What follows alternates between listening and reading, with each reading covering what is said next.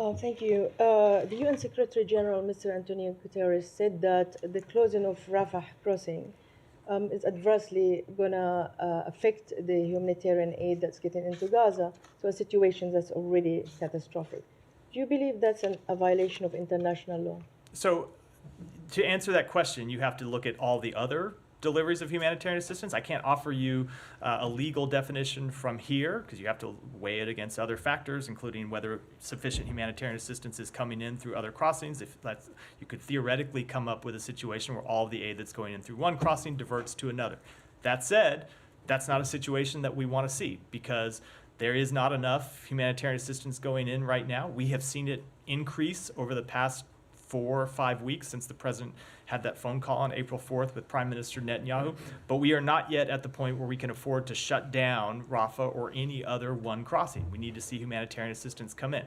And so that's why we'll work to continue to see it reopen. Now, that said, one of the things that Israel said is very much accurate, which is Hamas did control the Gaza side of Rafah crossing, and Hamas was continuing to collect revenue from that crossing being open. So it is a legitimate goal to try and derive Hamas from revenue, money that they could use to continue to finance their terrorist activities. That said, we want to see the crossing open, and we're going to work to try to get it back open.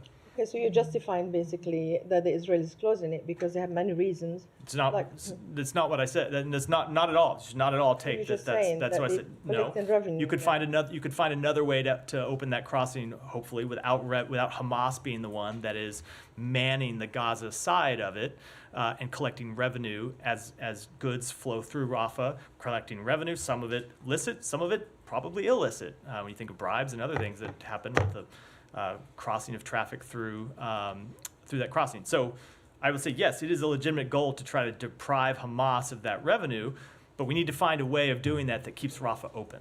I see. So just express concern about this 100,000 civilians who are being evacuated.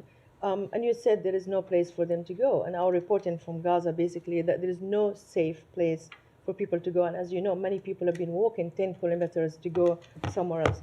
Isn't this already define what you've been calling the Israelis not to do, whether evacuating 1.5 million or 100,000? The evacuation has to be with a viable plan, as you said, but there is no viable plan. So the Israelis already define you. Any consequences for that? So we have made clear we don't want to see a major military operation. This does look like the prelude of a major military operation. We have not yet seen that operation commence, and in terms of any policy response, we'll wait to see what happens next before we make those determinations.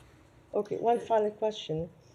Don't know if I got a satisfactory answer, but anyway, one final question about these mass graves.